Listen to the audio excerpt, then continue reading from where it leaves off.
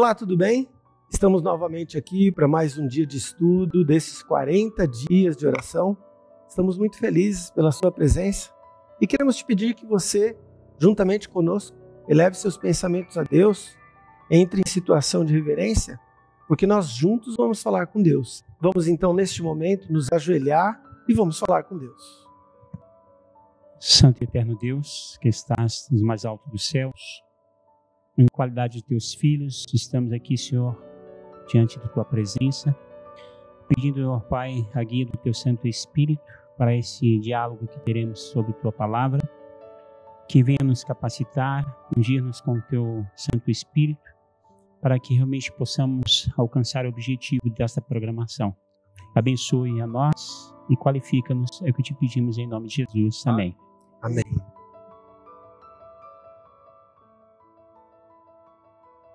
Bem, queridos, então nós vamos hoje continuar mais um dia de estudo dos 40 dias de oração. Nós estamos, como você já sabe, estudando este livro Verdades Reveladas. São os princípios da nossa fé, são as nossas crenças fundamentais.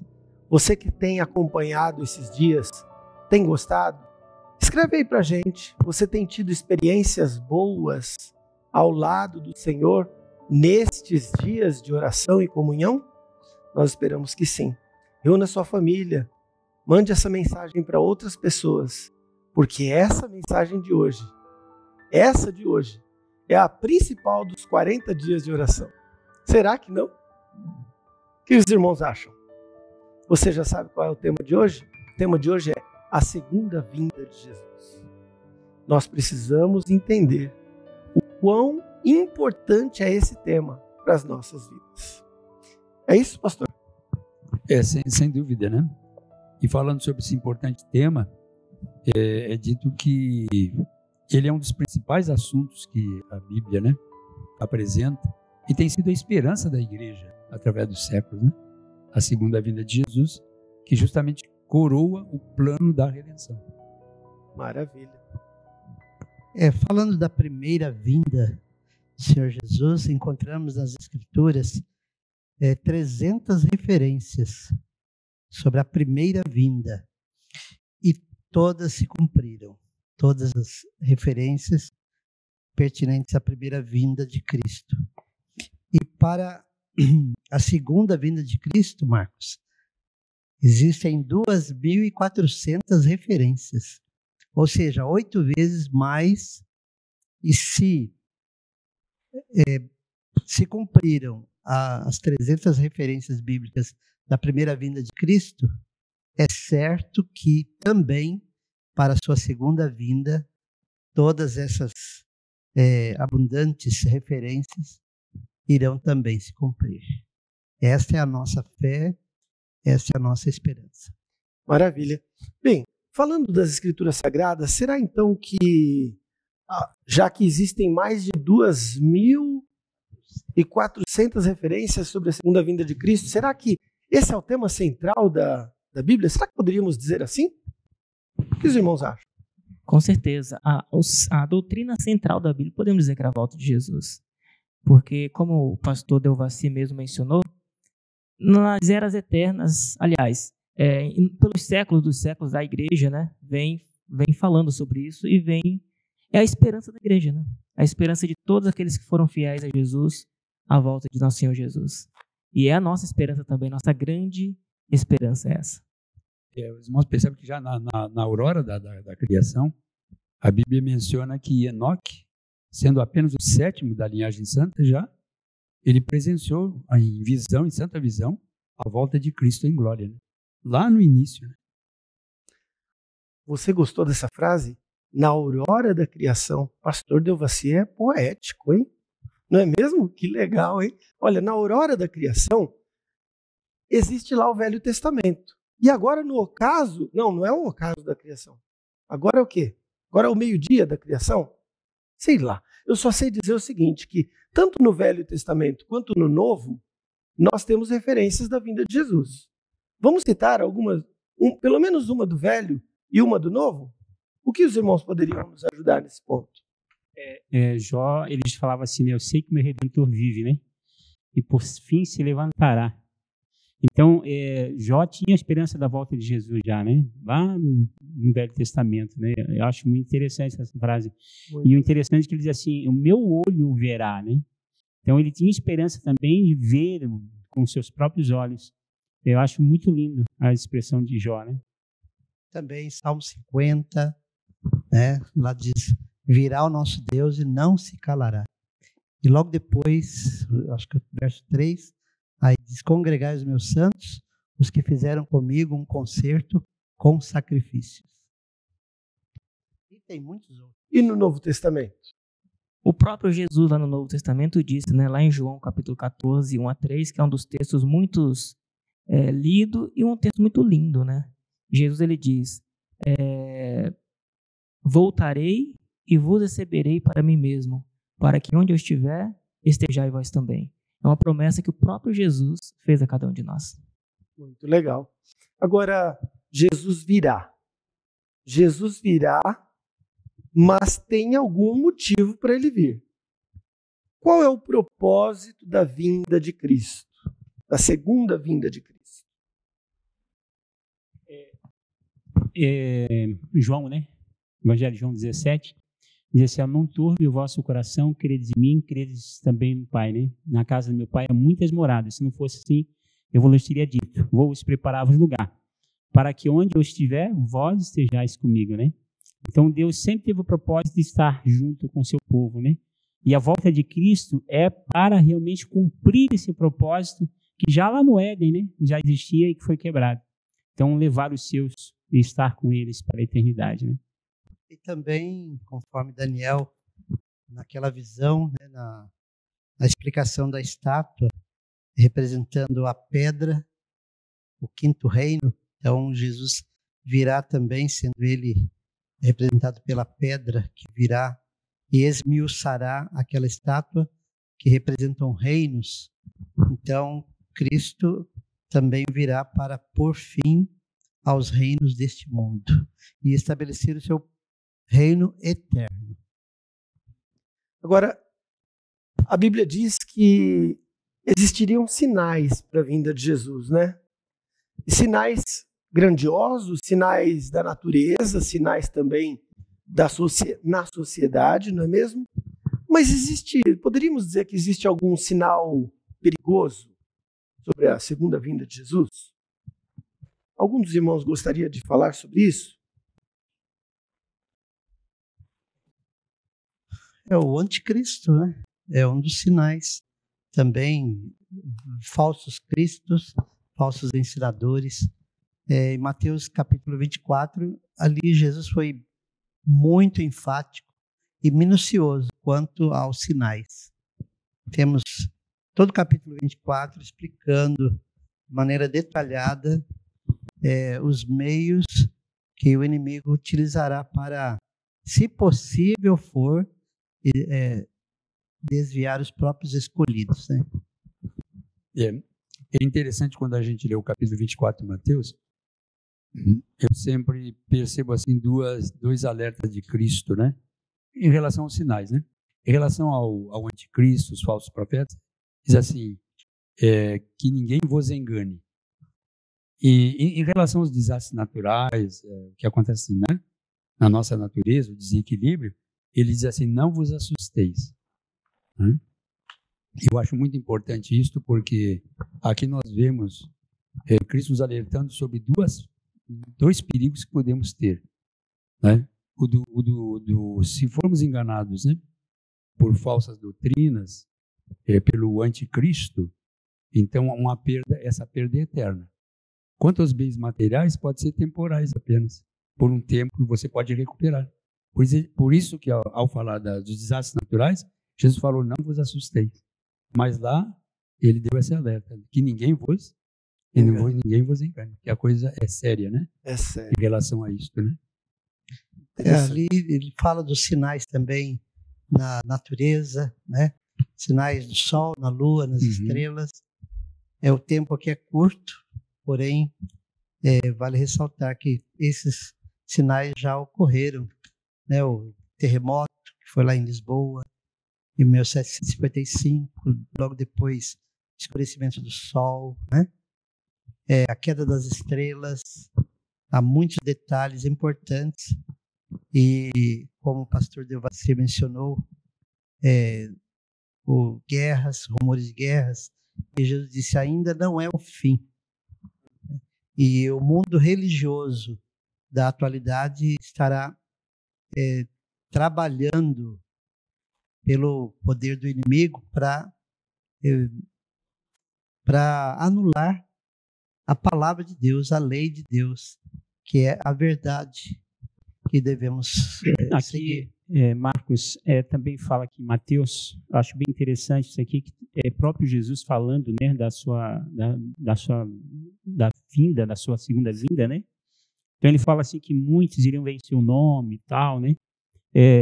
Já foi citado guerras, mas o que me chama a atenção, assim, que mostra realmente a degradação da raça humana, que está no verso 12. E por se multiplicar a iniquidade, o amor de muitos esfriará, né?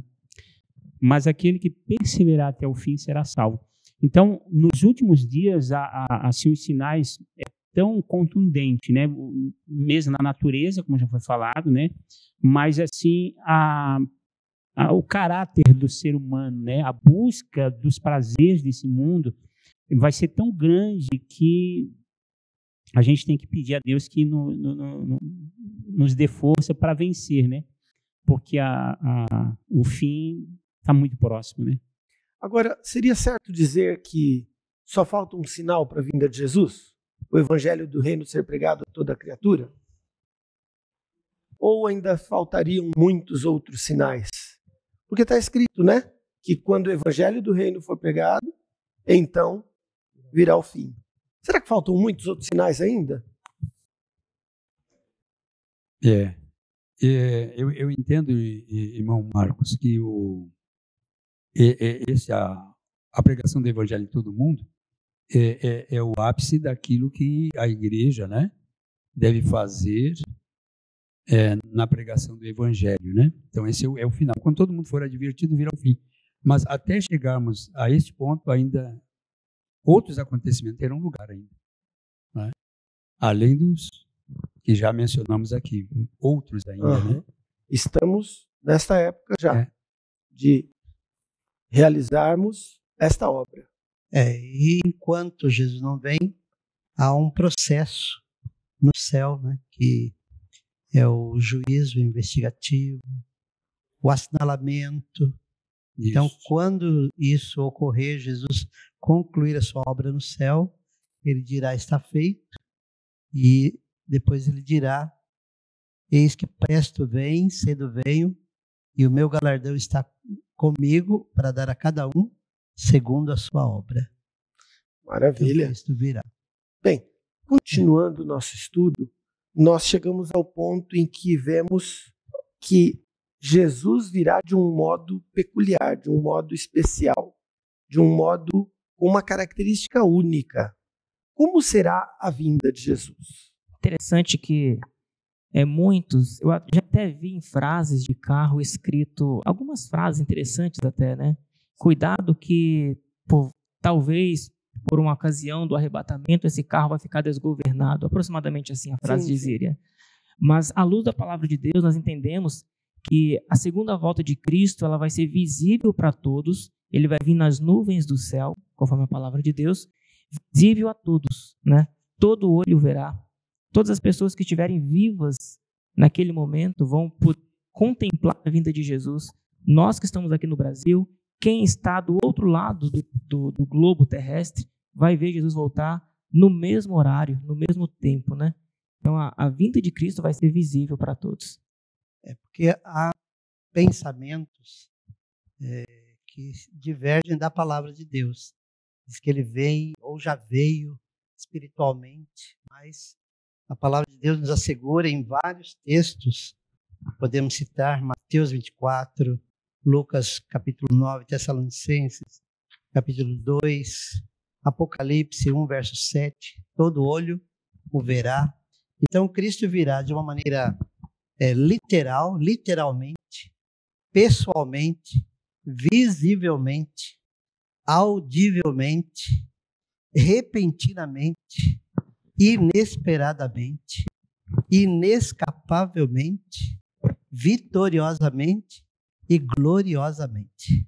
Hoje tem vários poetas aqui, hein, pastor? Eu me sinto até assim meio... Não é? Que chique, né, pastor? Emocionado, né? É uma coisa linda. Mas, Marcos, em cima Sim. da tua pergunta, a forma, né, da sua vinda, eu digo que existe duas formas, né? É porque, olha só, em Salmo 50, ele diz assim, olha, eu acho interessante nós comentarmos isso, né? Diz Salmo 50, de 1 a 3, diz assim: o Deus poderoso, o Senhor falou, chamou a terra desde o seu nascimento até o acaso do sol. Desde Sião, a perfeição da formosura resplandece de Deus. Virá o nosso Deus e não se calará. Adiante dele um fogo irá consumindo e haverá grande tormenta ao redor dele. Então aqui diz que vai vir, né, como uma labareda de fogo, né? Agora, quando nós olhamos lá em Apocalipse, também nós encontramos essas duas características, né? Apocalipse capítulo 6, ela diz assim, Apocalipse capítulo 6, no verso 15 em diante, diz assim: e os reis da terra, os grandes, os ricos, os tribunos, os poderosos, e todos os servos, e todos os livres, se esconderão nas cavernas das rochas e das montanhas. E diziam aos montes e aos rochedos: caem sobre nós, e esconde-nos do rosto daquele que está sentado sobre o trono e da ira do Cordeiro. Então, para alguns vai ser um tormento a volta de Jesus. Mas lá em Isaías diz que os salvos vão dizer: eis o Senhor a quem nós aguardávamos, e Ele nos salvará, e na sua salvação nós gozaremos e nos alegraremos. Então, para aqueles que estão se preparando, que estão esperando a volta de Jesus, que estão buscando ansioso, né, a volta de Jesus, para eles vai ser uma alegria. Mas para aqueles que dão pouca importância, que estão vivendo esse mundo de uma forma desregrada, não dão importância, né, o que Deus pede para cada um de nós, para eles vai ser um tormento, né? Eu acho. Agora, pastor Márcio e demais pastores, dentro dessa duplicidade de que para uns será uma coisa e para outros outra, existirá também um outro que virá? Parece que tem também isso, né? Além de Jesus, também haverá uma tentativa de engano. Como será essa tentativa? Quem dos pastores poderia nos ajudar nessa explicação sobre a vinda falsa, né, do inimigo?